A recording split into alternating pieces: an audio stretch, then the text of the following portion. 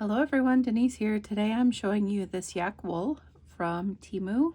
This is a sponsored video. This content was sponsored by Temu because they gifted me this yarn. I chose this out of the crafting section on their app, and so I was curious because YAK wool is very, very expensive. It is not all yak hair. It's 40% wool, 34% acrylic, and 20% yak hair. It is really soft. It is very, very soft. The color is white camel flowers. It is a fingering weight yarn. I'll show that to you. Very light. Bordering on lace weight there. Don't bleach it. Don't machine wash it. Don't expose it to the sun. Don't put it in the dryer. Iron at 120 degrees Celsius. 30 degrees Celsius warm water for washing. I would hand wash it cold. I would lay it flat to dry. That's just me. It will be a little sturdier because it does have the acrylic in it. I'm going to dye these. So what I'm going to do is I'm going to hang them up, take them out of their ball form, and then I'm going to hang them up, and then I will bring you on my journey to seeing how these dye up with acid or food dye. I haven't decided yet. I'm deciding on colors.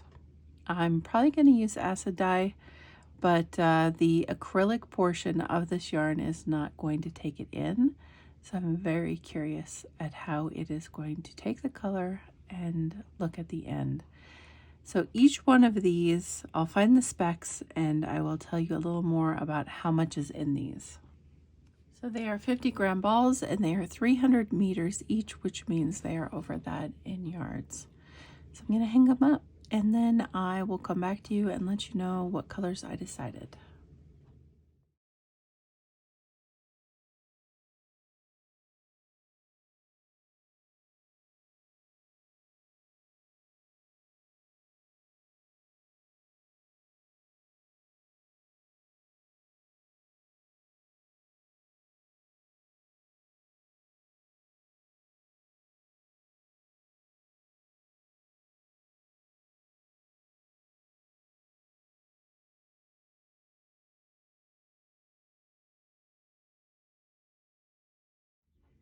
Here are my beauties that I created. I probably already told you, but I used blue, violet, and pink lemonade. All were food coloring dyes. If I haven't told you, I'm telling you now. The violet and the blue were from food coloring pots that I purchased at Michael's it's like for icing or whatever. But it comes in a gel form, and then you dissolve it in the water. And then the pink lemonade was a Kool-Aid packet. So I did the violet and the blue on the one side. I did a lighter version of the blue and the pink on the other side, as to not have a completely, vavoom type color in the yarn. I wanted the light and the dark variants. So I think I achieved it. I was unsure at one point and I almost went darker with the pink. I'm really glad. I'm really, really glad I did not. I don't think that I would personally wear the garment if it was a bright pink. So yay, good for me to reel it in before it got too far. So what I'm going to do, I'll open one of these up so that you can take a look at the color change on it, but I am going to ball or cake one up and then show you how it works up. They smell so good. They dyed so good. I used vinegar, not citric acid this time. The yarn, it was really bright.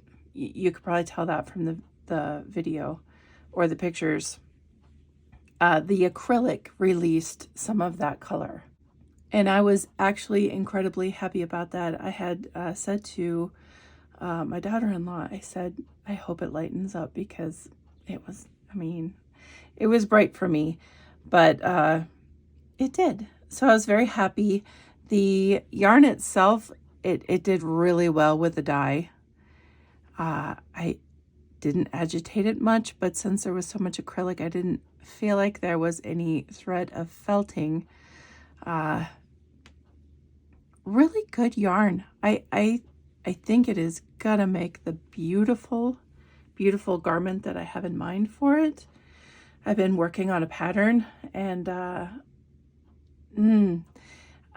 may make it for me, or I may make it as a gift. I am unsure as of now, but you can tell that that was the bright side, right? And then when I flipped, you can see the light side. So it should work out pretty cool. I'm very interested to find out how it's going to work up. I wish there was more of the natural color of the yarn in it, but I mean, I am more than happy with it. I think it is beautiful. And I even told myself at one point, I said, if this was from another dyer, what would I be saying? You know, you are your own worst critic. So I had to tell myself to be nice to myself, because I have a problem of over critiquing everything I do. And that's just part of who I am. But I think if someone gifted this to me and said they hand dyed it, I would be elated. I would be so happy. So I have to remember that. I have to see things, you know, objectively, I guess, instead of critically. But I'm gonna cake one of these up, and I'm very, very excited to try it out in crochet and in knitting, because I'm unsure of what avenue I'm going to go with the yarn. But overall, dyeing it was beautiful, wonderful, not a problem. I had no problem with color runoff with once I rinsed it and washed it. Zero problems with color runoff. It had absorbed it all, and then once the initial color ran off of the acrylic and didn't bind to it, it was clear. The water was clear. So I was very happy about that. I was worried that this violet was gonna release over and over and over, but it did great. It did super great. And I like that violet color. I had I dipped a hat that I already had made, which I miss doing. I love making the garments and then dyeing the garments. So I'll link that below if I can remember. It's a very long time ago, a video I made, but it's the same violet color. Anyway, I'm gonna cake this up and then start swatching. Okay, so all caked up, beautiful. I forgot to mention earlier, while I hanged all of these up before I dyed them, there was only one break in all 6 of these. It was towards the end of the donut, and so I just left it off. I didn't retie it, but no breaks, no knots, no anything in any of these except one at the end. So that was pretty impressive, I thought. This is probably definitely a lace weight. After caking it up, it's on the lighter side of things. So we're talking super light fingering and or lace weight. So I am going to crochet a bit. This is Clover. It's the offset. So this is a 3.5. Normally this would be a G hook. On their offset, this is a 3.5, but it's purple and it looks the same, but it's not. It's a trick. So I'm just going to work a bit, listen to some videos while I do it. So I will mute as I work it up.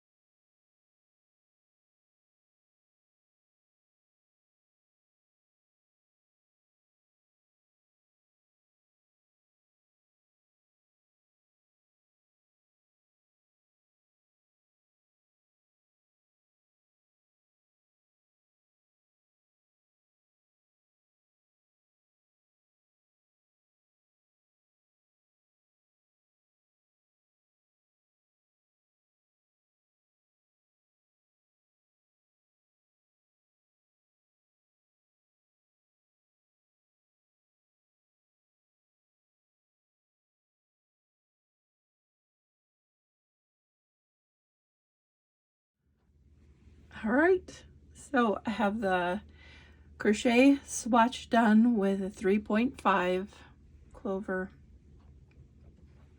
I love it. I'm actually pretty proud of myself. There is so much variance in the coloring of this yarn that I really like it. I'm going to pull out some knitting needles and work up a swatch of that. It's gonna make me sad. I might take my wool genie and work from the outside because I don't want to rip it out. I like it and I don't want to rip it out. So I might work from the other end of my cake, which is so soft, guys. So I'm gonna work up a swatch in knit with the yarn so you can see what it looks like.